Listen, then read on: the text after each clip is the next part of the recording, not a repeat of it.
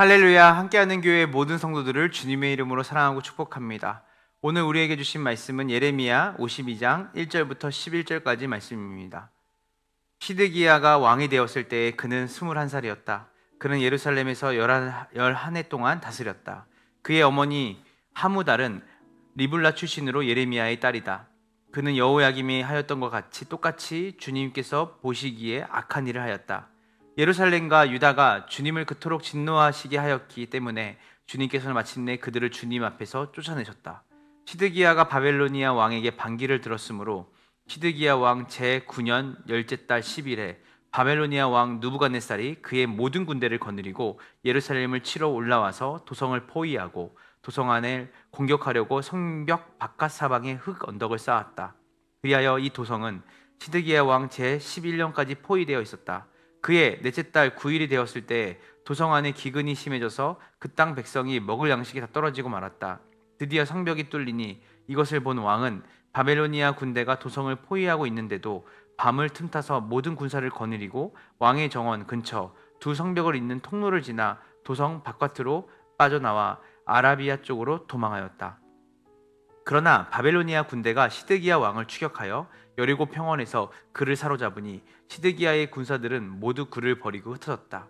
바벨로니아 군대가 시드기야 왕을 체포해서 하맛 땅의 리블라에 있는 바벨로니아 왕에게 끌고 가니 그가 시드기야를 신문하고 또 바벨로니아 왕은 시드기야의 아들들을 그가 보는 앞에서 처형하고 역시 리블라에서 유다의 고관들도 모두 처형하였다. 그리고 바벨로니아 왕은 시드기야의 두 눈을 뺀 다음에 쇠사슬로 묶어서 바벨론으로 끌고 가서 그의 죽는 날까지 감옥에 가두었다. 아멘입니다. 여러분, 오늘 이제 우리는 예레미야 52장 1절부터 11절까지 말씀을 통해서 하나님께서 우리에게 주시는 깊은 교훈을 나누고자 합니다. 이 본문은 유다의 마지막 왕이죠. 시드기야의 비극적인 최후와 예루살렘의 멸망을 다루고 있습니다. 일면 겉으로 볼 때는 이 정치적 사건처럼 보이지만 이는 하나님의 심판에 이루어지는 순간이기도 하죠.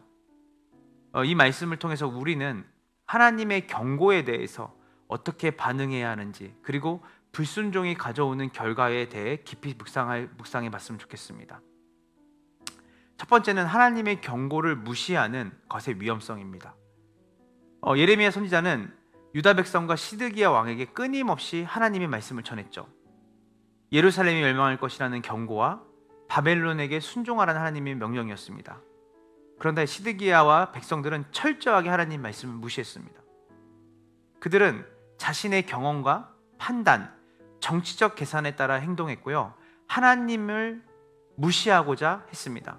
이것은 오늘날 우리도 마찬가지인 것 같습니다. 우리의 경험과 또 우리가 가지고 있는 생각이 또 그리고 우리의 그런 어떤 사람들과의 관계와 여러 가지의 입장에서 하나님의 말씀을 듣고도 자신의 생각과 판단에 따라 행동하는 모습이 우리에게 있지 않습니까? 그러나 하나님께서 주시는 경고의 말씀을 무시하는 것은 결국 파멸로 이어진다는 것을 우리는 오늘 말씀을 통해 기억해야 할 것입니다.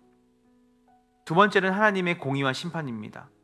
하나님은 자비가 많으시고 사랑이 많으신 분입니다. 그러나 동시에 하나님은 공의로우신 분이십니다.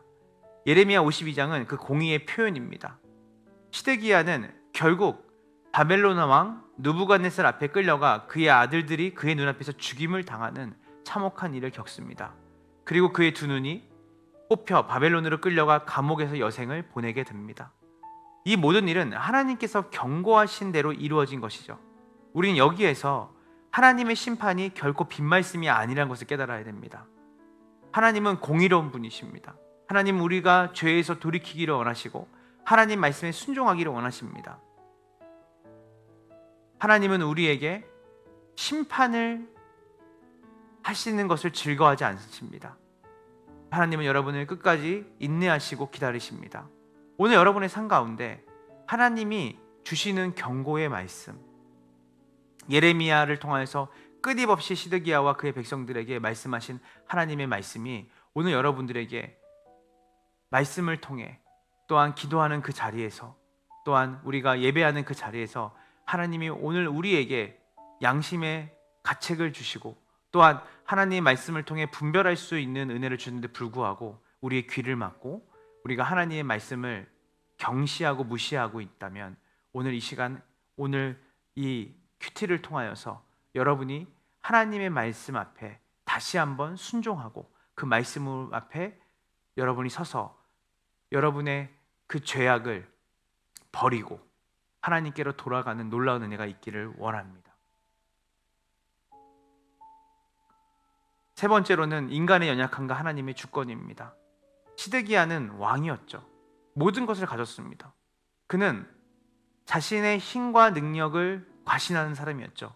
그러나 하나님의 주권 앞에서는 무력했습니다. 그가 대단한 힘을 가지고 대단한 정치력을 가지고 대단한 지혜와 지식을 가진다고 하여도 그의 힘으로 나라가 지켜지는 것이 아닙니다.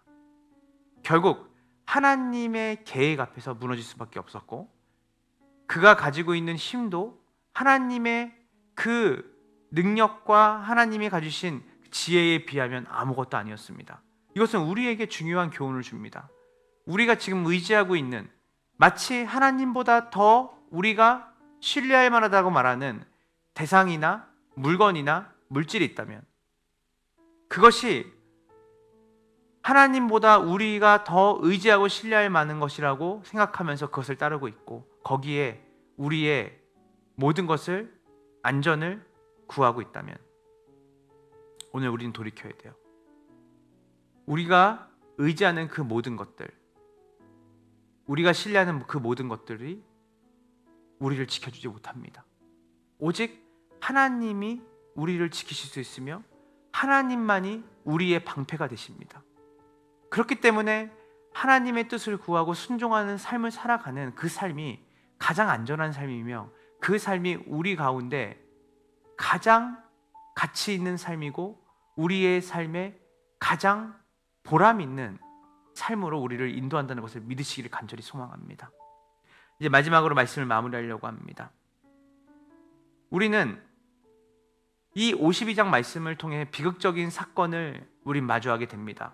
그러나 오늘 이 말씀을 통해서 우리가 마지막으로 얻는 교훈은 무엇이냐면 하나님의 경고를 듣고도 무시했던 시드기야의 최후를 기억하고 우리는 그와 같은 길을 가지 않겠다라고 하는 결단이 우리에게 있기를 원합니다. 하나님의 말씀에 귀를 기울이고 하나님의 주권을 인정하고 그분만이 우리의 신뢰의 대상이라고 의지의 대상이라는 것을 우리가 깨닫고 동시에 하나님이 싫어하시고 하나님이 기뻐하시지 않는 그 일에 우리 머물러 있다면 그 죄악의 길에서 그 죄악의 모양과 형태와 내용을 버리고 하나님이 기뻐하시는 그 자리로 돌이키기로 결단하는 그 놀라운 은혜가 오늘 살아가는 우리 검단 함께하는 교회의 모든 성도들이 있기를 간절히 축원합니다. 우리 시간 다 같이 기도합니다. 하나님, 오늘 예레미야의 말씀을 통해 우리의 마음을 돌아봅니다. 하나님의 경고에 귀 기울이고 주님의 뜻에 온전히 순종하는 삶을 살게 하여 주시옵소서. 주님, 우리를 인도해 주시고 하나님의 공의와 사랑 안에서 바른 길을 걷게 하여 주시옵소서. 우리 검단 함께하는 교회 모든 성도들이 하나님 시드기야와 같은 길로 가는 것이 아니라 하나님이 기뻐하시는 길, 하나님의 은혜의 통로, 하나님의 은혜의 그 길을 따라서 하나님 주시는 참된 평안을 누리며 전적으로 하나님만이 우리의 방패가 되시며 우리의 신뢰할 만한 대상이 되시고 오직 그분만이 우리의 참된 왕이 되심으로 우리가 그분만을 의지하며 그분이 기뻐하시고 원하시는 삶을 살기로 결단하는 복된 주말 되어질 수 있도록 인도하여 주시옵소서. 감사드리며 우리 구주 예수님의 이름으로 간절히 기도합니다.